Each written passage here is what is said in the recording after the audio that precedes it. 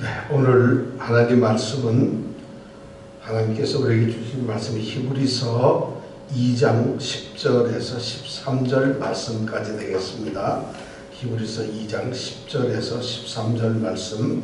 자, 이 말씀을 우리가 오늘도 다 일어서셔서 하나님께서 우리에게 어떤 말씀을 주셨는가를 우리가 보면서 이 말씀 가운데 은혜를 받기 원합니다. 다 같이 한 목소리로 10절부터 13절 같이 한 목소리 읽겠습니다. 만물이 인하고 만물이 말미암은 자에게는 많은 아들을 이끌어 영광에 들어가게 하시는 일이 저희 구원의 주를 고난으로 말미암아 온전케 하심이 합당하도다. 거룩하게 하시는 자와 거룩하게 함을 입은 자들이 다 하나에서 난지라. 그러므로 형제라 부르시기를 부끄러워 아니하시고 이르시되 내가 주의 이름을 내 형제에게 선포하고 내가 주를 교회 중에서 찬송하리라 하셨으며 또 다시 내가 그를 의지하리라 하시고 또다시 볼지어다 나와 및 하나님께서 내게 주신 자녀라 하셨으니. 아멘.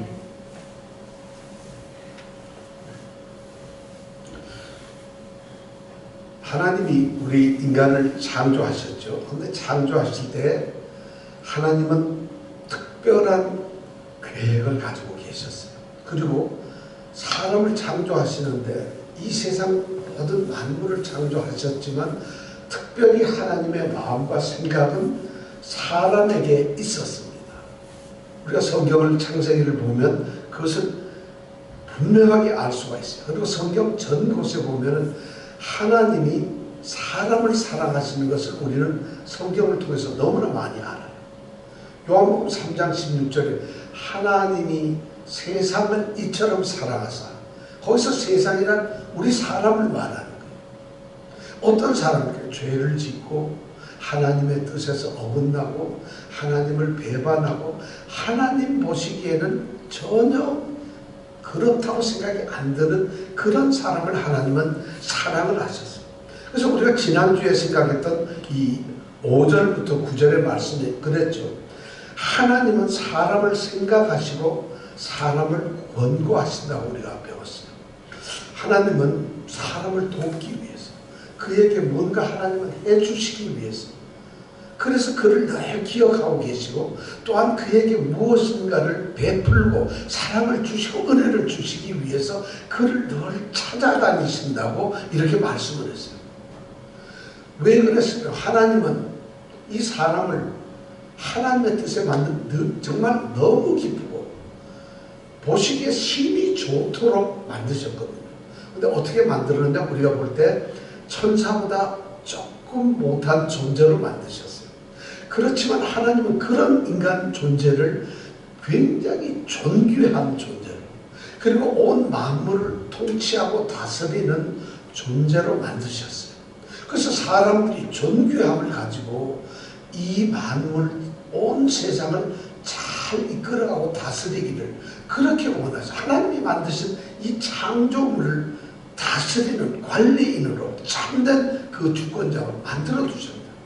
그런데 그것이 그만 다 깨어져 버리고 말았습니다. 사람들이 죄를 지음으로 말미암아 죄 때문에 사람들에게는 그런 아름답고 존귀하고 세상을 다스릴 만한 그런 위대한 하나님의 계획들이 완전히 깨어져 버리고 말았어요. 그래서 그들은 더 이상 존귀한 자도 아니고 하나님의 뜻에 맞는 그런 관리자도 되지도 않았어요. 죄 때문에 완전히 모든 것이 깨어졌어요. 그러나 하나님께서는 그 사람에 대해서 하나님이 당초에 만드셨던 그 창조의 계획을 포기하시거나 그것을 취소하지 않으셨어요. 당신이 만드셨던 그 아름답고 순수하고 정말 존귀한 그 사람이 비록 하나님께로부터 떠나고 배반을 하였지만 하나님은 그들을 그대로 사랑하셔서 회복하시기를 원하셨어요. 이 회복하는 걸 우리는 뭐라 하냐? 구원이라고 합니다. 구원이란 말이죠. 뭐 어디 천당을 가는 거, 예수를 믿어서 나 천당 갑니다, 단순한 그런 의미가 아니라 하나님이 만드셨던 그 피조물의 아름다운 사람의 모습을 우리가 찾아가는, 하나님의 형상을 찾아가는 그것을 우리는 구원이라고 해요. 근데 그 구원을 어떻게 하셨느냐? 우리가 9절의 말씀에 보니까, 지난주 9절에는 이렇게 돼 있어요. 오직 우리가 천사들보다 잠깐 동안 못하게 하심을 입은 자, 곧 죽음의 고난 받으심을 인하여 영광과 존귀로 관을 쓰신 예수님을 보니까, 예수님을 이를 행하시면 하나님의 은혜로 말미암아 모든 사람을 위하여 죽음을 맛보게 하려 하십니다. 하나님께서는 사람들이 타락하고 멀어지고 더 이상 하나님의 그 창조 모습을 잃어버린, 멸망할 그 존재들을 사랑하여 주셨는데, 그래서 그들을 구원하시기를 원하셨는데, 그 방법이 뭐냐? 자신의 아들을 사람으로 보내셔서 죽게 만드시는 거야.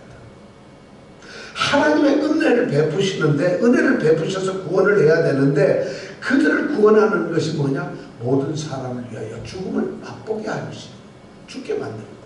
그래서 사람을 건지신다는 거예요. 저는 이 성경을 읽을 때마다 늘 정말 하나님의 놀라우신 은혜를 늘 느낍니다. 이렇게 생각해요. 왜 하나님은 타락하고 죄를 지은 그 사람들을 그냥 버려버리시고 멸망을 안 시킬까? 그냥 하나님이 새로운 사람으로 창조를 하시면 되잖아요. 만드시면 되잖아요. 근데 하나님은 새로운 사람을 만드시지 않고 굳이 당신이 만드셨던 그 사람들의 타락된 모습을, 그걸 하나님께서는 마음을 가지시고 그들을 다시 회복하려고, 그들을 다시 찾으시는 이런 하나님이시라는, 바로 우리를 찾으시고, 하나님이 이 세상의 인류를 다 없애버렸어요. 그리고 이 땅 위에다가 하나님은 얼마든지 새로운 피조물로서 사람을 만들어 놓으시면, 이런 인간 말고 요즘으로 말하면 AI를 장착한 아주 머리도 뛰어나고 인물도 AI가 마음대로 인물을 만들잖아요. 그러니까 굉장히 멋있고 건강하고 튼튼하고 병도 없고 부족함이 없는 아주 지혜로운 그런 피조물을 만드시면 될 텐데, 왜 하나님은 그렇게 하시지 않을까? 이것이 하나님의 놀라운 신비고 사랑입니다. 그런데 우리를 그렇게 사랑하시는데 더 깜짝 놀라운 것은, 우리를 사랑하시기 위해서 하나님 자신의 하나밖에 없는 아들을 똑같은 사람으로 보내시고, 그 사람인 아들을 죽게 함으로써 우리를 구원하신다. 왜 죽어야 되죠? 아니, 죄도 없으신 분이고 하나님이시며 무엇이든지 할 수 있는 분이 왜 우리처럼 보잘것없는 우리 인간들을 구원하시기 위해서 죽어야 할까요? 왜 하나님은 그런 방법을 쓰셨을까요? 하나님이 죽지 않으시고 천지를 창조하신 그 하나님께서 말씀으로 내가 너희의 모든 죄를 없애고 그리고 너를 구원하겠다 하고 구원자로 부르시면 될 텐데, 아니면은 아들이 아니고 다른 천사들 얼마나 많아요. 천사들을 보내어서 한 사람 명단을 들고 가서, 아, 여기 누구 집사, 누구 권사, 누구 장로, 누구 목사, 뭐 이런 사람 찾아가서 너를 구원한다, 구원한다. 이러면 간단하죠. 그런데 하나님께서는 그 구원의 방법을 사랑하는 아들을 죽게 만드셨다. 왜 그랬을까? 왜 하나님은 그런 방법을 쓰셨을까? 여러분 혹시 생각해 보시죠. 왜 하나님은 그런 방법을 쓰셨을까? 능력이 부족하신 것 같지는 않아요. 그렇다고 하나님이 너무 바쁘셔가지고 그렇게 못하는 것도 아닌 것 같고, 왜 하나님은 우리를 구원한, 죄인들을 구원하는 방법을 자기 아들을 죽게 만드시냐? 그래서 구원하는 거예요. 근데 이 사실을 알게 되면 우리는 정말 눈물겨워요. 하나님은 어쩌면 우리를 구원하시기 위해서 가장 아픈 고통을 당하시는 거예요. 자기 아들을 자기 품에서 내어보내서 사람처럼, 피조물처럼 그런 모습으로 살게 하고, 결국에는 그 피조물들을 구하기 위해서 십자가에 달려 죽게 만든다. 얼마나 고통스러울까요? 하나님이 얼마나 힘드실까요? 하나님은 왜 그런 방법을 쓰셨을까요? 오늘 그 해답이 어디에 있을까요? 바로 10절에 나옵니다. 하나님이 아들을 죽는 방법으로 우리를 구원하신 것이 그 이유가 하나님께서는 오늘 10절에 기록을 해두고 있어요. 10절 다 같이 한번 읽어볼까요? 다시 한번. 이제 정신을 잘 차리고 읽어야 돼. 이유가 뭔가를 여러분이 발견해야 되니까. 자, 읽겠습니다. 만물이 인하고 만물이 말미암은 자에게는 많은 아들을 이끌어 영광에 들어가게 하시는 일에 저희 구원의 주를 고난으로 말미암아 온전케 하심이 합당하도다. 여기서 우리는 굉장히 이 히브리서를 쓴 이 기록자가 하나님께서 은혜로 모든 사람을 위하여 하나님의 아들 예수 그리스도를 죽음을 고난당하게 하신 그 목적과 왜 그렇게 했는가 이유를 여기에 기록을 하고 있어요. 그리고 그렇게 한 것이 하나님께는 적합한 합당한 방법이라고 우리에게 얘기를 하고 있어요. 자, 우선 저희들 한 줄을 한번 볼까요? 만물이 인하고 만물이 말미암은 자. 누굴까요, 이 사람? 만물이 인하고 만물이 말미암은 자. 이 말은 저기서 지금 하나님을 말씀하고 있어요. 하나님을. 자, 만물이 인한다. 이 말은 만물 때문에 하나님은 만물을 지으셨어요. 하나님은 만물 때문에, 그분 자기 자신 때문에 만물을 지으셨다는 거죠. 그 다음에 만물이 말미암은 뭐냐면 하나님을 통해서 만물을 지으셨다는 거예요. 그러니까 만물을 자기 때문에 지으시고, 그리고 그 만물을 자기의 손으로 하나님이 직접 만드신 이런 만물, 그런 만물의 창시자가 누구냐? 하나님이라는 것이죠. 하나님은 그냥 우리는 이 10절을 읽어보면은 단순하게 이렇게 읽었어요. 그냥 하나님이 많은 아들을 이끌어 영광에 들어가게 하시는 일에 이렇게 기록을 해도 아무 문제가 없잖아요. 그런데 굳이 이 히브리서 기자는 아마 성령께서 그렇게 감동을 시켰어서 이 10절을 기록할 때 하나님 자신을 하나님이라고 쓰지 말라, 하나님이라고 쓰는 대신에 만물이 인하고 만물이 말미암은 자라고 쓰라고 저는 그렇게 생각이 들었어요. 하나님은 만물을 자기 자신을 위해서 만드신 분이에요. 자신의 영광과 자신의 기쁨과 자신을 위해서 이 세상을 만드시고 사람을 만들었어요. 근데 그것을 자기 손으로 자기가 직접 만드셨다. 이렇게 하나님은 자기 자신을 이렇게 기록을 하고 계신다. 뭐냐? 창조주 하나님이라. 창조주 하나님이라는 거예요. 자기 자신을 위해서 하나님은 만드셨어요. 그러니까 이 세상의 모든 만물을 굉장히 중요한 하나님의 마음과 뜻에 의해서 그것이 시작되었다는 것을 여기서 말을 하고 있는 거예요. 하나님은 사람을 만드는 것이 자기의 뜻이었고 자기 마음에 있었어요. 그래서 하나님은 그런 자신의 생각과 자신의 계획을 가진 사람을 만들었는데, 비록 그들이 타락했다고 할지라도 타락한 그 인간들이 구원을 받아서 하나님 앞에 나오게 하고 싶은, 그래서 그런 일을 하기 위해서 하나님은 사람들의 세상에, 사람들의 인간의 역사에 스스로 개입하기를 원하셨다는 거예요. 이걸 얘기하고 있죠. 하나님은 망가진 자들을 살짝 바꿔서 새로운 사람으로 창조할 수도 있지만은 하나님은 그렇게 하시지 않고 기왕에 만들어서 타락된 인간들을 다시 새롭게 창조하는 새로운 창조를 하시겠다고 생각을 한 거예요. 그렇다면 뭐냐? 새롭게 창조한다는 것은 있는 것을 놔둔 게 아니라 있는 것들은 죄 중에 처절하게 죽게 하시거나 죽어야 할 그들을 갖다가 죄 중에서 건져내어야만 새롭게 만드실 수가 있다는 거예요. 하나님은 여기에서 새로운 창조를 하시겠다고 우리에게 말을 하고 있어요. 그 새로운 창조의 방법은 그들을 죽게 만드는 거예요. 예수님과 함께 죽게 만드는 거예요. 그래서 없어지게 만드는 거예요. 그리고 난 다음에 하나님께서는 거기에서 새로운 피조물로서 우리 성도를 만드신다. 그래서 하나님은 여기서 의도적으로 나는 너희들을 새롭게 창조한다. 나는 창조자 하나님으로서 온 만물을 창조했지만 이제 나의 사람들을 새롭게 창조하시겠다는 이런 뜻을 가지시고 자신을 만물을 인하고 만물이 만미하면 자라고 말씀하세요. 그런 하나님께는 10절을 보면 제일 끝에 합당하도다 이렇게 되어 있어요. 이 문장은 이렇게 읽어야 됩니다. 만물이 인하고 만물이 말미암은 자에게는 합당하다. 뭐가 합당하다? 합당하다는 것은 무슨 뜻이죠, 여러분? 합당하다. 그것이 옳고 마땅하고 당연하다는 것이. 만물이 인하고 만물이 말미암은 그분에게는, 여기 보면 성경에 그렇겠죠. 말미암은 자에게는 그것이 합당하다. 당연하다. 뭐가 합당한가? 그 다음에 이제 뭐가 합당한 건 우리에게 이제 얘기를 해주고 있어요. 그게 뭐냐면 두 번째 우리가 중요한 말은 많은 아들을 이끌어 영광에 들어가게 하시는 일에 하나님의 목적이 이거예요.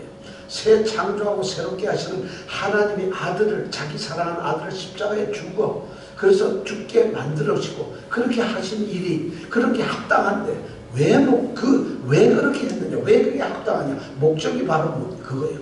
많은 아들 하나님은 한 분의 아들밖에 없는데 여기에서 보면 많은 아들을 이끌어, 죄송합니다, 많은 아들, 그러니까 나는 딸이라서 여기 해당이 없느냐 그런 게 아니에요. 많은 아들이라는 말은 물론 아들, 딸이 다 들어가죠. 많은 아들을 이끌어 영광에 들어가게 하시는 일에, 영광에 들어간다는 얘기는 무슨 말이에요? 구원을 받는다. 많은 아들을, 하나님께서는 자기 아들을 모든 사람을 위하여 죽게 하셨는데, 근데 모든 사람이 구원을 받는 것이 아니라 모든 사람을 위하여 죽으셨지만은, 비록 모든 사람을 위하여 죽으셨다고 할지라도 구원을 받고 영광에 들어가는 자들은 많은 사람이 된다. 전부가 아니고 일부분이 된다는 것이. 그런 얘기를, 그런 이야기를 지금 하고 계신 거예요. 많은 아들을 이끌어 영광에 들어가게 하시는 일, 이것이 바로 하나님이 인간사에 개입하셔서 구원을 하시는 일이라는 거죠. 하나님이, 창조주 하나님은 새로운 구원의 역사를, 그것을 일을 하시는 것을 목적으로 삼고 있어요. 많은 아들을 구원하시기 위한 목적이 있으셨어요. 근데 그 목적을 이루시는 방법이 뭐냐면 그 다음 얘기나, 저희라는 많은 아들이죠. 저희 구원의 주를 고난으로 말미암아 온전케 하신다는 거죠. 이 말이 굉장히 어려워요. 저희 구원의 주를 고난으로 말미암아 온전케 하신다. 이게 무슨 말일까요? 그러니까 많은 아들, 구원받을 많은 아들을 구원하시기 위해서, 근데 그분이 바로 그들의 구원의 주가 되신다는 것이죠. 여기서 구원의 주라는 말은 무슨 말이냐, 우리가 말하는 주님 이런 뜻이 아닙니다. 우리가 번역을 여기다 구원의 주라고 해놨는데, 여기에서 주는 주 예수 그리스도 하는 그런 주가, 나의 주인 롤드라는 말이 아닙니다. 여기서의 뜻은 뭐냐면, 주라는 말은 무슨 일을 맨 처음에 시작한 사람, 이런 뜻이에요. 그래서 오늘 설교 제목이 뭐냐면 구원의 창시자라고 돼요. 바로 창시자, 개척자, 처음 어떤 일을 시작한 사람이라, 이런 의미가 바로 여기 주라는 뜻이에요. 구원의 창시자, 예수님을 구원을 이루어내는 창시자로 만들었어요. 왜 그럴까요? 많은 아들을 구원해야 되는데 그 구원의 길을 제일 처음 가신 분이 누구냐? 예수님이라. 예수님이 사람의 모습으로 오셔가지고 십자가에 죽으셨는데, 하나님은 그를 3일 만에 살리시고 부활시켜서 하나님 영광과 존귀의 발을 쓰게 해서 하나님 보좌 우편에 앉게 하셨다. 바로 그런 예수님을 바라보는 성도들을 향해서 똑같이 그런 구원에 먼저 가신 그분을 바라보게 하는 거예요. 예수님을 그렇게 했다면 우리 구원을 받는 우리들도 똑같이 예수님과 어떤 그런 구원의 길을 가도록 하시기 위해서 예수님을 창시자로 만든 거예요. 예수님은 바로 구원을 처음 이루어내신 그런 창시자입니다. 그런데 그 구원의 창시자를 어떻게 했느냐? 구원의 창시자를 이왕이면 좀 하나님께서는 좀 좋은 방법을 했으면 좋겠는데 고난의 방법을 하죠. 고난을 당하게 하셨다. 그 고난으로 말미암아 온전케 하셨다. 여기서 온전케라는 말도 여러분 잘 들어요. 온전케라는 말은 무엇을 갖다가 완벽하게 했다는 게 아니라 여기서 온전케는 성취를 시켰다. 일을 이루셨다. 그렇게 하도록 하나님께서 그 모든 것을 완전히 이루어내셨다. 그러니까 여기 뜻은 저희 구원의 주를 고난으로 말미암아 온전케 하셨다. 이 말은 뭐냐면 많은 아들들의 구원의 창시자를 십자가에 죽은 고난으로 말미암아 그것을 성취하셨다. 이런 뜻입니다. 십자가의 죽음으로 말미암아 구원을 이루어내셨다는 것이죠. 그런데 그렇게 하는 방법을 하나님께서는 어떻게 하냐? 합당하게 생각했다. 왜 십자가에 죽어야만 했느냐? 왜 죽어야만 했느냐? 하나님은 창세부터 창조부터 이런 계획을 가지고 계셨어요. 자기 아들을 내어서 죽게 만든다는 계획을 가지고 계셨대요. 그리고 그것이 하나님의 지혜였어요. 그러니까 하나님은 그렇게 하는 것이 너무 당연하신 거예요. 예수님이 죽는 것이 우리는 왜 죽어야 돼요? 이유를 묻지만 하나님께는 아들을 죽게 하는 방법을 정해놓으셨기 때문에 그게 너무 당연하다는 거예요. 합당하신 거예요. 그래서 그분으로 하여금 먼저 구원을 받는 길을 먼저 가게 하시고 그걸 사람들이 보게 하심으로 말미암아 이 땅에 오신 예수님은 사람의 모습을 보게 하시고 그리고 처절하게 사람으로서 사람은 죽는 존재 아닙니까? 유한한 존재인데 똑같이 예수님은 하나님이심에도 불구하고 유한한 존재인 사람처럼 죽게 만드셨어요. 그러나 그 죽은 자를 그냥 버려두시는 것이 아니라 부활을 시켜서 영광스럽게 만드셨다는 거죠. 그러니까 우리 사람들도 구원을 받는다면 똑같이 예수님처럼 죽지만 우리도 영광스러운 존재로 다시 부활하고 하나님의 나라에 사는 존재가 된다는 이런 모습을 알려주시기 위해서 하나님께서는 바로 이 죽음이라는 방법을 타당하게 여기셨다. 그러니까 오히려 하나님의 이 지혜가 만약에 죽지 않았고 다른 방법으로 한다 해서 우리는 이 놀라운 하나님의 사랑을 느낄 수가 없어요. 하나님은 하나님 자신의 사랑을 이렇게 가장 힘든 방법으로 우리에게 보여주심으로 사랑을 나타내셨다. 그래서 예수님은 우리가 예수님을 갖다가 우리가 굉장히 우리가 예수님에 대해서 정말 우리가 감사히 여기며 예수님을 더 높이 찬양하는 이유는 바로 예수님은 그런 소명을 온전히 하십니다. 자신이 구원하기 위해서 이 땅에 오셔야 된다는 사명을 갖고 사명을 철저하게 이루어내십니다. 사명뿐만이 아닙니다. 하나님의 아들이고 하나님 본분이신 그분이 말이죠. 그러한 방법에 순종을 하셨다. 순종을 하심으로 이루어내셨다. 우리가 지금 예수님을 보면서 정말 예수를 바라보자고 했는데 그 예수를 바라보면서 저분은 그 사명을 위해서 온전히 죽으셨다. 그리고 그 일을 순종을 하시면서 이루었다. 더 놀라운 것은 그분이 이것을 성취하는데 우리처럼 똑같은 사람이 되셨다. 동일한 사람으로서 고통도 받고 괴로워도 하고 힘들고 화도 나시고 슬퍼도 하시고 그 인간이 겪는 죽음 때문에 아파도 하시고 배고파도 하시고 그분은 모든 것이 힘들고 지치기도 하셔서 오죽하면 지쳐서 한낮 정오에 우물가에서 물 한 잔을 드시기 위해서 수가성 여인을 만나는 일까지 하는 그런 인간의 처절한 모습을 그대로 하셨다. 그리고 인간이 죽는 그러한 죽음의 자리까지 스스로 체험을 하셨다. 이렇게 함으로써 하나님은 이 일을 아들을 통해서 이루셨다는 구원을. 얼마나 이것이 하나님의 은혜인 거예요. 그뿐만 아니라 하나님은 아들의 그 죽음을 통해서 드디어 이 사망의 권세를 정복하고 악의 세력을 무찌르는 그 일을 예수를 통해서 성취하셨다.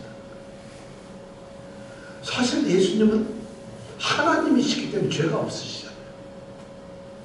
그분은 자기 자신을 구원하실 필요가 없어요. 아니 구원하신다 하더라도 고난을 당하실 필요가 없어요. 예수님이 왜 그러셔야 돼요? 하나님은 왜 그런 방법을 쓰셔야 돼요? 죄 없는 자기 아들, 하나님이 그 아들은 죄가 없는데 자기를 구원할 필요가 뭐가 있어? 구원의 모습을 우리에게 보여주고 가르칠 필요가 뭐가 있어? 그런데 왜 하나님은 고통을 당할 이유가 없는 그 아들을 그렇게 하셨을까요? 바로 그 고통의 길을 걷는 예수님을 보면서 우리로 하여금 구원의 그 감격과 사랑을 깨닫게 하시는, 죄가 없으신 그분이 그 길을 먼저 가신 창시자였다는 것이, 바로 그렇게 돼서 우리는 구원을 받은 사람들이에요. 그럼 구원을 받은 사람들은 도대체 어떤 나라입니까? 많은 아들이라고 그랬어요. 근데 그 많은 아들이라고 한 이유가 11절에 보면 나옵니다. 11절 우리 다 같이 한번 또 읽어볼까요? 시작. 거룩하게 하시는 자와 거룩하게 함을 입은 자들이 다 하나에서 난지라. 그러므로 형제라 부르시기를 부끄러워하지 아니하시고. 자, 여기에도 중요한 단어가 나옵니다. 믿는 자가 다 하나가 이렇게 말을 하시지 않았어요. 구원을 얻은 자가 다 하나라고 말씀을 하지 않으시고, 여기에 놀랍게도 거룩하게 하시는 자, 그 다음에 거룩하게 함을 입은 자, 두 사람이 있어요. 그럼 자, 거룩하게 하시는 자는 누굴까요? 예수님. 우리를 거룩하게 하시는 자예요. 그럼 거룩하게 함을 입은 자들은 누굴까요? 우리예요. 우리가 거룩하게 함을 입은 자예요. 우리는.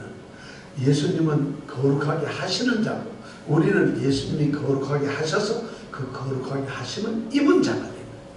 예수님과 그 다음에 우리 성도들, 그리스도와 그리스도인들을 이렇게 표현을 하고 있어요. 근데 왜 여기에서 거룩이라는 말을 썼을까? 거룩하게 하시는 자, 거룩하게 함을 입은 자라고 왜 이렇게 거룩이라는 말을 쓰셨을까? 여러분, 우리가 거룩한 자가요? 우리는 거룩한 자가 아니라 거룩하게 하심을 입은 자예요. 거룩하게 함을 입은 자. 이 거룩이라는 단어가 나오면 여러분 어떤 생각을 해야 되냐면, 구약시대에 예루살렘 성전을 생각하세요. 예수님께, 하나님께 제사 드리는 그 성전을 생각해야 해요.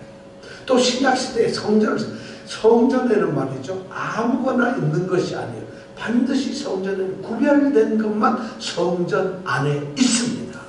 그래서 성전에는 보면 제사를 드리기 위해서 특별히 구별된 사람들이 있어요. 레위 지파 사람들.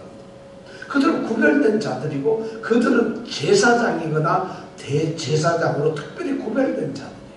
그것만 그런 게 아니라 모든 집기 비품들이 다 구별되었어요. 그릇이며 물을 뜬 곳이며 또는 촛대며 모든 것이 다 구별된 거룩한 것들이에요. 선택돼서 그냥 들어온 게 없어요. 그 다음에 제사를 드리는, 예배를 드리는 날조차도 아무 때나 막 가서 오늘날처럼 우리처럼 기도하고 아무 데나 이런 게 아니에요. 특별히 다 구별됐어요. 이 거룩이라는 말에는 그런 뜻이 있어요. 두 가지 중요한 의미가 있는데, 정결함과 그리고 구별됐다, 선택이 되었다. 그러니까 이 말은 무슨 말이겠어요? 자, 정결하게 하시고 선택을 하시는 분과 또 정결하게 되어서 선택을 받은 자란 말이에요. 우리 성도들은, 우리는 말이죠, 바로 많은 아들이라는, 우리는 바로 그런 데 선택을 받는, 구별된 자들이, 그냥 뭐 얼렁뚱땅 구원을 받은 게 아니라 선택이 되고 구별이 되어서 따로 엎여 있는 자들이에요. 그런데 놀라운 게 뭐냐면, 거룩하게 하시는 자와 거룩하게 함을 입은 자들이 어디에서? 다 하나에서 난다. 하나에서 난다. 예수님과 우리가, 그리스도와 그리스도인들이 다 하나에서 난다. 하나는 누군가요? 하나님. 우리가 다 하나님께로 났습니다. 자, 하나님께로 났으니까 그러면 우리는, 예수님과 우리는 어떤 관계일까요? 형제예요. 하나님 아버지. 지금 여기 엄청난 얘기를 기록해요. 거룩하게 하시는 자나 거룩하게 함을 입은 자, 그리스도나 그리스도인이 다 하나에서 났는데 그 하나님은 하나님께로 났어요. 그러므로 주님께서는 우리를 형제로 부르신다. 근데 그걸 부끄러워하지 않으셨다. 주님께서는 우리를 형제로 부르셨어요. 우리는 주님과 함께 영적인 가족이 되었다. 하나님 때문에. 근데 그 하나님 때문에 영적 가족이 됐는데 바로 우리를 거룩하게 하셨다. 정결하고 또 불러가지고 선택을 해서 구별을 시켜서 세상이 아니라 더러운 죄 가운데 있는 자들이 아니라 그들을 특별히 불러 건져내어서 구별을 시켜놓고 그리고 형제를 삼으셨다. 영적인 가족을 삼으셨다는 거예요. 영가족을 삼으셨다는 거예요. 놀라운 일이죠. 그러니까 많은 아들이 예수님께서는 구원의 주로, 구원의 창시자로 제일 먼저 가셨고 그 길을 우리가 따라가면 우리는 많은 자녀들이 되는 것이 우리가 그런 존재가 되는 거예요. 지금 사실 이 히브리서 2장 10절, 11절, 12절, 13절 이런 말씀이 성경 다른 곳에 있지 않아요. 이렇게 놀라운 정말 심오하고 깊은 이 그리스도와 그리스도인들, 맏아들과 많은 아들, 이 개념을 이렇게 잘 설명해 놓은 것이 성경이 없어요. 그래서 히브리서는 말이죠. 성경 중에서 로마서와 히브리서가 가장 하나님의 뜻과 하나님의 이 진리를 가장 잘 우리에게 알려주고 있는 책이라고 우리에게 말하고 있어요. 바로 히브리서가 그렇게 하고 있어요. 우리는 영적 가족이 되었어요.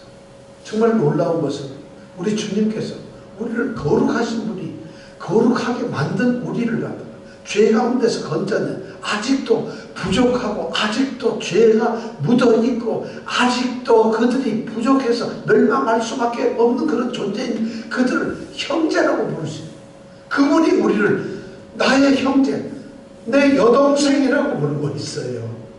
내 동생이라고 부르고 있다는 거예요. 형제라고. 근데 그것을 그 주님께서는 부끄러워하지 않았어요. 우리가 집안에서든 형제에서 어떤 동네든 어떤 학교든 좀 부끄럽거나 우리가 말하기 힘든 사람 만나면 좀 창피해 같이 서 있기가 이러잖아요. 근데 주님께서는 우리를 갖다가 부끄러워하지 않아요. 형제라고 하는 것은. 왜냐? 한 하나님께로부터 난 가족이기 때문에.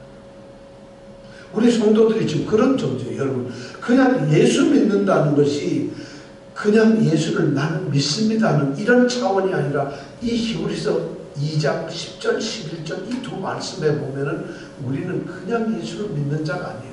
거룩하게 선택을 받아서 하나님의 아들들이 딸들이 되어서 예수님과 형제가 된 가족이 된 사람들이에요. 여러분 자 가족입니다. 지금. 저는 여러분들과 가족이고 여러분들은 저와 가족이에요. 아니 우리 모두는 예수님과 가족이에요. 우리 모두는 하나님과 가족이에요. 한 아버지를 모시고 있는 예수님과 형제된 가족이에요. 지금 예수님이 근데 하나님이 이걸 더 부끄러워하지도 않고 예수님도 이것을 부끄러워하지 않는다는 거예요. 왜냐? 새로운 창조를 통해서 새로운 피조물을 우리를 만드셨기 때문에. 그래서 12절 13절에 보면은 그런 관계를 그리스도와 그리스도인들의 관계가 어떤 것인가를 구약을 인용을 해서 이렇게 우리에게 설명하시고 있어요. 이런 말을 다 기록을 하는 거냐면 내가 주의 이름을 내 형제들에게 선포한다. 우리가 형제들 예수님의 이름 하나님의 이름을 그리스도의 이름을 복음을 형제들에게 전했다는 것이고 그리고 내가 주를 교회 중에서 찬송합니다. 교회라는 건 뭐예요? 공동체잖아요. 선택받은 성도들의 모임이잖아요. 거기에서 하나님을 찬양한다. 우리가 다 그런 하나의 공동체고 성도가 되었다는 거예요. 그 13절에 보면 우리 모두는 하나님을 의지한다는 거예요. 또 그리고 더 그 다음에 보면 볼지어다 나와 및 하나님께서 내게 주신 자녀라는 거예요. 우리는 자녀예요. 이 말씀을 오늘 너희들에게 전해주고 있어요. 자, 우리는 이제 여기서 결론적으로 딱 얘기하고 우리가 기억해야 될 우리 자신의 모습이 뭐냐? 우리는 죽음에서 얻은 아들들. 예수님이 죽음에서 얻은 아들들. 그분이 죽음의 길을 먼저 가신 개척자로서 우리를 얻어낸 자들이라는 거예요. 우리가 그런 존재. 오늘 우리가 이 땅에 있는 모든 성도들이 아니 하나님이 부르신 모든 성도들이 이런 의식을 가지고 있는 것이 너무 필요해요. 우리는 주님께서 죽으심으로 영적인 가족이 되었다. 나는 하나님 주님과 형제 자매다. 나는 주님과 형제 자매다. 여러분, 이런 삶을 가지고 우리가 현장에서 살 때에 우리를 대적할 자가 누가 있겠어요? 우리가 무엇 때문에 우리가 슬퍼하고 괴로워하겠어요? 우리가 무엇을 염려하겠어요? 무엇이 우리의 삶을 흔들 수 있겠어요? 만물이 일하고 만물이 말미암은 자, 바로 자신을 위해서 이것을 만드신 분, 그분이 우리의 아버지, 단 하나의 아버지시고, 그 아들이 우리에게 와서 죽음으로 우리를 건져낸 우리가 형제 자매라고 한다면은, 여러분, 우리가 이렇게 부끄럽지 않죠? 우리가 이 땅에서 어떻게 살아야 되겠어요? 주님께서는 우리를 그런 존재로 이 시간 불러주시고, 이 자리에 있는 우리를 그렇게 알고 계세요. 우리가 삶의 자리 어디에 있든지, 어느 곳에 있든 무슨 일을 하시든지, 하나님은, 우리 예수님은, 주님께서는 똑같이 형제 자매로 보고 계신다. 그냥 우리가 나 믿는 자야, 이런 차원 막연한 자가 아니라 우리의 가족인 형제 자매로 우리를 삶의 현장에서 보고 계신다는 것입니다. 그렇게 우리는 주님을 여기에서 누리고 이 땅에서 보게 되며 영원한 나라에서 우리가 이 땅을 떠나게 되면 주님이 계신 그 보좌의 자리까지 가서 거기에서 주님과 함께 살게 된다는 것이죠. 이 세상의 모든 걱정이나 근심이나 고통이나 이런 것은 다 사라지고 바로 이렇게 형제자매로 부르는 우리는 그 나라로 주님께서 구원의 영역으로 우리를 옮겨가신다는 것이죠. 이런 소망을 가지고 여러분 날마다 담대하게 살아가는 주님의 형제자매가 되시기를 간절히 원합니다. 기도하겠습니다.